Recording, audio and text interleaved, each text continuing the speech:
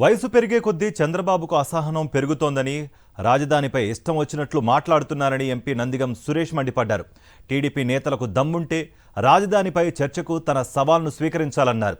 అమరావతిలో పచ్చటి పొలాలను సర్వనాశనం చేసింది చంద్రబాబేనని ఆగ్రహం వ్యక్తం చేశారు.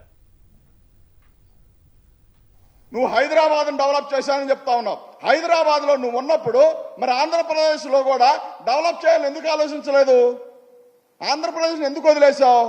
హైదరాబాద్ నువ్వు అంత డెవలప్ చేసిన మగాడు అయితే నువ్వు అక్కడ ఎలక్షన్లో పోటీ చేయకుండా విరమించుకొని ఎందుకు పారిపోయి ఇక్కడికి వచ్చావు? వాస్తవం చెప్పు. చెత్త ఎవరైనా ఉండారంటే ఈ రాష్ట్రానికి నువ్వు, పవన్ కళ్యాణ్, పురంధరేశ్వరి గారు, ఏబిఎన్ రాధాకృష్ణ, TV5 వాళ్ళు, వీళ్ళందరూ చెత్త కాబట్టేగా ఆయన హైదరాబాద్లో చెల్లక ఏపీకి వచ్చి పెత్తనం చేయాలని చూస్తా ఉన్నారు.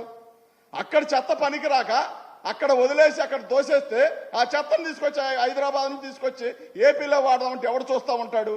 మీరు అవసరం లేదనే కదా 2019లో జగన్మోహన్ రెడ్డి గారికి అవకాశం కల్పించింది. ఇలాంటి దుర్మార్గమైన వ్యక్తి నువ్వు మాట్లాడుతూ ఉన్నావు.